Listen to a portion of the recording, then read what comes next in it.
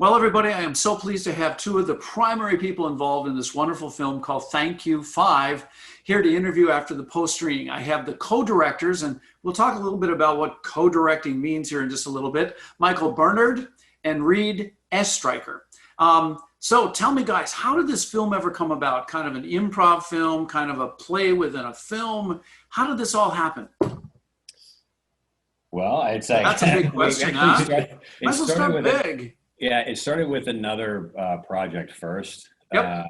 and then we eventually had to walk that part. But do you want to talk about that? Sure. Yeah. So I mean, so Reid and I, we've known each other for a while. We met in 2011, and we started working on these types of projects together, wanting to write films and produce them and make them. And so we were working on this particular project for a while, and then it was kind of something that was a little bit outside of our grasp. So one day we were kind of like retooling and thinking like, okay, so we want to make a film, but we have to kind of scale back this idea. And so then I kind of went to Reid and I was like, well, what about a film that takes place in one location, and we could, and we had been acting on stage here in Chicago. So I thought, like, I know that there are theater spaces to rent here.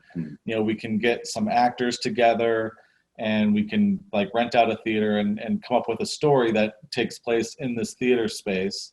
And it worked out, like the idea kind of started there and just kind of, snowballed and became this film. And this is your very first feature and whatnot. And comedy has been sort of your roadmap up to this point. Is that correct? Yeah.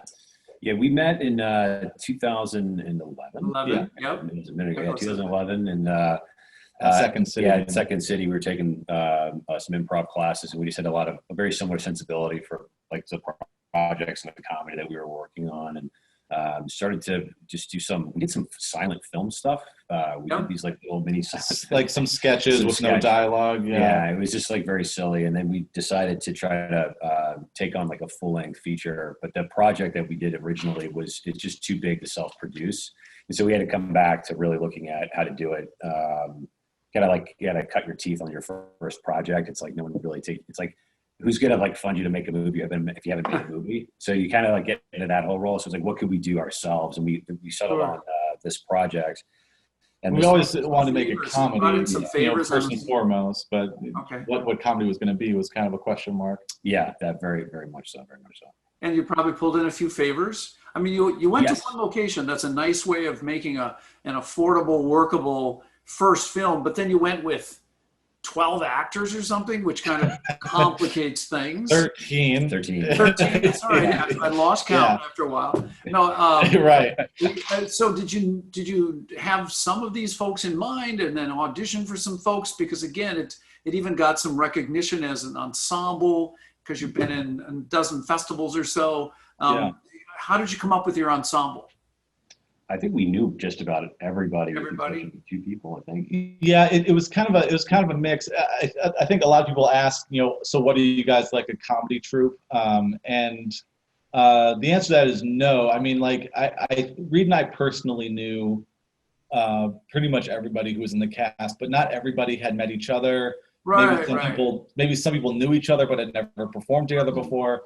So we started kind of writing like a script, working out what the story was going to be, and started writing out all these different characters, and like, what about a guy who's like this, a guy who's like this.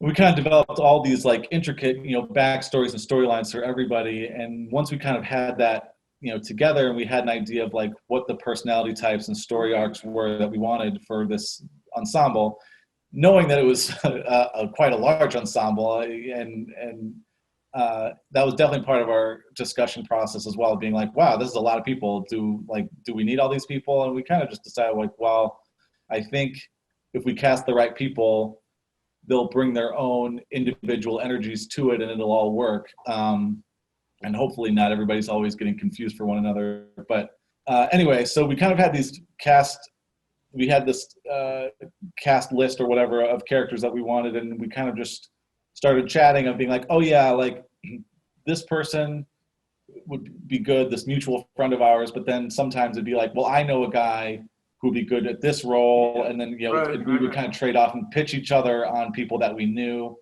So yeah, it mostly was, there wasn't really much of an audition process. It was mostly just kind of grabbing people that we had met and had seen perform before and just kind of felt like they were a good fit for each. And you two were sort of the conduit that kind of thrust them all together as you got going. So then would you say this was sort of a workshopped piece?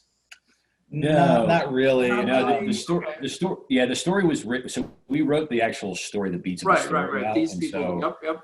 Along with there's an exercise in writing called clustering, where you basically just you write a name on the board and you just kind of create like this three-dimensional person.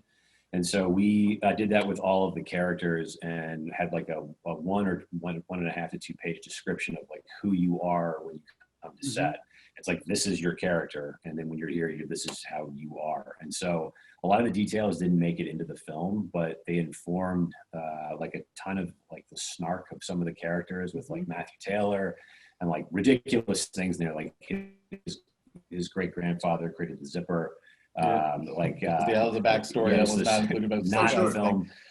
There was a thing with John's character, Scott, that he was a former amateur tennis player, and that did find its way into in subtle ways, But I would say, so it wasn't workshopped in the sense that we got this group together and said, let's kind make of a movie. Bounced and took a bunch of ideas in for them. They had full leeway with their dialogue, but as far as like where the story was going and what each scene was about, that was all pre-planned by us ahead of time. So when they showed up to set, they had all this stuff where it's like, this is your character and here's what's going on in this scene. But, basically all they had to do was kind of figure out like, they had that information, so then they could figure out their dialogue and so we would do a lot of takes. So in that sense, when you do improv, it is somewhat workshop once the camera's rolling. Completely. Because you do a take and then you kind of talk about it afterwards and be like, okay, so this is what worked in that scene, so let's try to do that again and kind of incorporate that, but let's maybe try to steer it this way. And then people pitch jokes. It's like, oh, that's funny, let's explore that more, and here's another thing that I just thought of. So it was a very fluid process, organic. But it was also, improv is chaos, but we tried to have it be pre-planned chaos as much as possible. Well, and in the end, you have to edit this thing together too. The one short film I ever did where I improv the script, I partnered with a improving friend of mine who also made films. And his films were always too loose and my films were always too structured. We said, well, let's do something together. And the one thing we found is like, once you improv a scene like 3 times, you'll lock into like the right length and you'll lock into the operatives and you'll lock into the moments that you need in the scene. And it has a certain naturalness about it and how fun. And even in this, when I rewatched this film just last night, I was reminded of, I know every one of these characters, having spent a lot of time on stage, behind stage, working with actors. I know all of these characters and how it's sort of put together. I would also say, I noticed in your bio, Michael, that you've done a lot of some of the 48-hour stuff. And actually that's where I did my improv short film. So that whole making a film quickly is part of your background. Mm-hmm. Yeah, for sure. I think, I think in indie film and in doing those 48-hour things and like shorts and improv, I had done a lot of that stuff on a small scale in like shorts. And when you're doing that, you're rushed for time and you are constantly scrambling to, throw your plans out the window because you don't have something. You've got to pivot, you've got to change direction, because, with indie film, you're working with no money and no time. And this project was certainly no different. So I think that background did help a lot because in doing this, it was much the same thing. We were begging and borrowing and doing as much as we can to kind of get this film to happen. But then there was also that improv element. So we came in with a lot of plans and had to pivot quite often to kind of make things work. But yeah, I think you're right. I think, doing things like the 48-hour film festival in Minneapolis definitely helped kind of like not be so precious with everything. Right. Be like, you know what, this isn't working and we don't have time to sit here and just like try to force this thing. If we've got to like come up with a new solution, let's just figure it out on the fly and we'll make it happen. Well, I always think if a person or a group can't make a good film with a little bit of budget and a quick, short amount of time. They can't make a long film and a big film with a big budget and a lot of time. It's like you get to the core of the storytelling, get through it, and move on. And for you, Reid, again, you're kind of a military guy and all this kind of stuff, but you'd always had an interest in acting. So, how was this journey for you? Because again, you kind of played a in somewhat stereotypical sort of director, but yet you sort of had a heart and a few things going on. What was this like? This experience like for you? Well, it was very challenging and rewarding. I think going back to so I got out of the Marines, and I've always wanted to pursue filmmaking in some facet.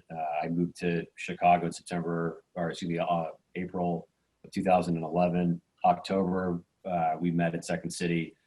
And it was always like a goal of trying to figure out how to make your own indie films.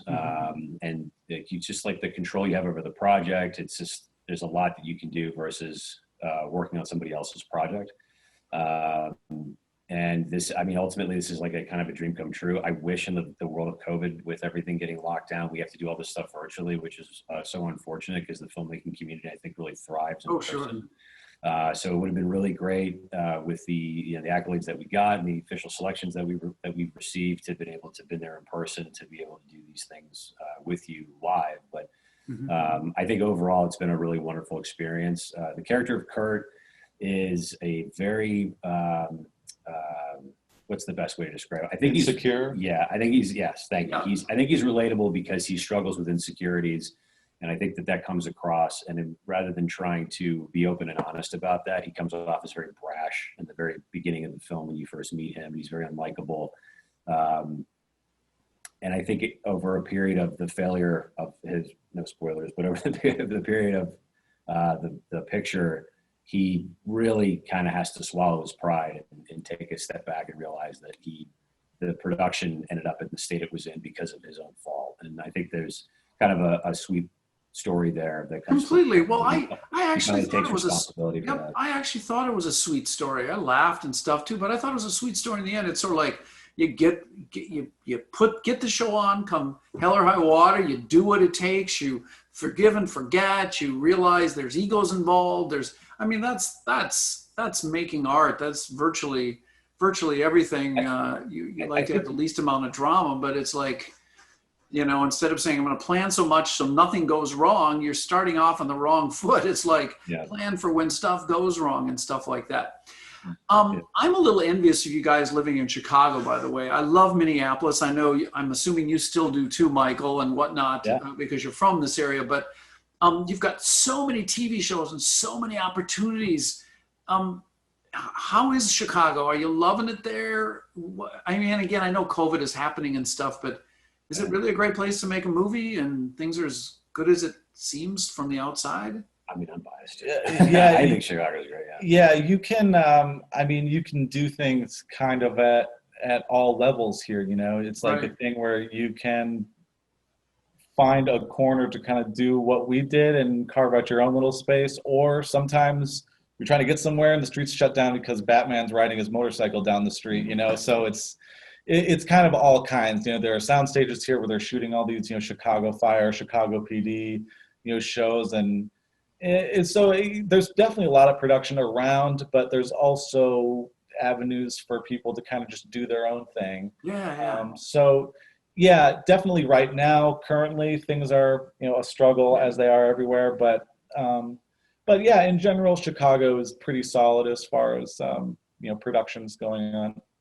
And are you up to something else now? What else are you guys, what's on the hopper? What are you working on? Yeah, we actually just, there's a nonprofit that we worked with most recently to help them for a campaign that they're doing for Tuesday Gives. It's actually where I got my puppy from, Live Rescue. He was in here earlier, swimming around our feet. Trying to shoo him away. But we just helped Kristen, who's the founder of a Live Rescue, out with a piece for that to hopefully be able to help them raise money for their shelter. And then it's a good thing to keep busy because like now it's like can't make another movie really. I mean, we kick around ideas. Like I said, we have a script that we want to still try to make that we made we made Thank You 5 instead of that project, but we want to circle back to that. Hopefully that's a script that we wrote called Third Wheel. Yep. Don't know when or if we'll be able to kind of start getting that maybe going again, because Yes, Thank You we're still 5. waiting to find out when the world's going back to normal. But I'm not sure if there is, as somebody who runs a festival and I make movies myself, it's like it's a new normal. It's like, how do we get our stories out and stuff? Yeah. Is Thank You 5 kind of still on a film festival run, or are you kind of done, or where are you? Yes, because of so some stuff got pushed to next year. Yeah. From this year, so we have Sure. we have a couple lingering fests we're waiting to hear back from in 21. But for the most part, I think we're pretty much wrapped. we're getting. Yeah, I think we're pretty much wrapped up for 2020. For 2020. Well, I hope we can help bring it home for you guys. We so appreciated having the film in the festival. I appreciated the story because of my background and what I've worked on as well.